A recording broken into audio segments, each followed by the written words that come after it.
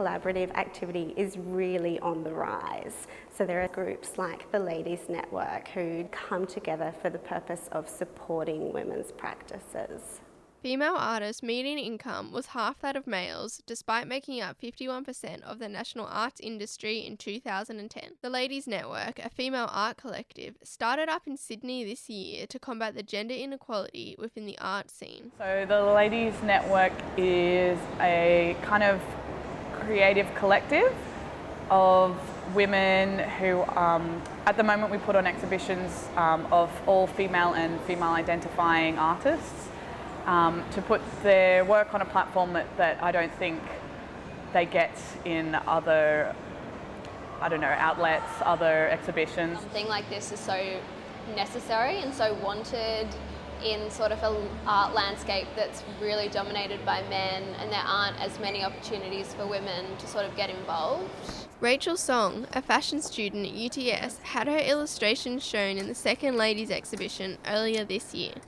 I thought the Ladies Network was a really good platform just to give myself some exposure, just like a female artist show, and I think that's really rare because there's a lot of men showing their arts and stuff, and women don't always have that chance, so it's really good that the Ladies Network exists just for female artists. Rachel was one of over 30 female artists whose work was showcased in the exhibition. These exhibitions have no curatorial theme. However, the Ladies Network have discovered common themes running through the artworks they receive. Just because females kind of do have some linked experiences in their lives simply by being female, a lot of the works are about gender or about the female experience. It's weird because we don't curate the exhibition, but it tends to be a lot about a female perspective on things. There's a lot about the female body and body image and the external gaze, I guess.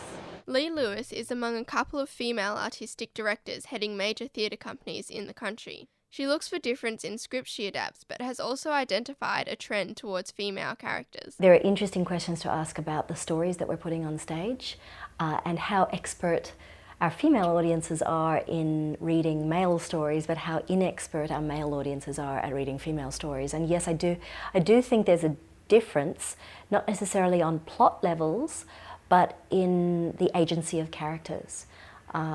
It's interesting for me to read how many scripts I read where the female characters have no agency.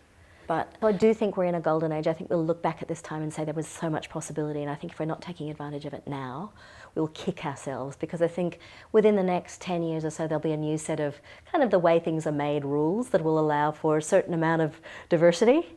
The ladies behind the ladies have enjoyed rapid success and hope to further expand their movement. It's all happened so quickly that we're still trying to figure things out, which is really exciting because everything happens so organically. We all just sort of sit down and think of ideas, and as they come we'll just do them.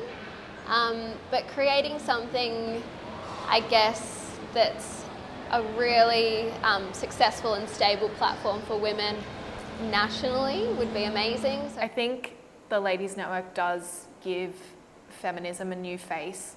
I know a lot of people have a negative reaction to the kind of feminist definitions that have existed in the past.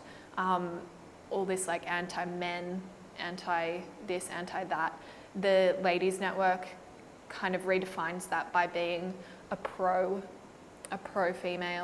kind of supportive space. Emily Contador-Kelsall, UTS News.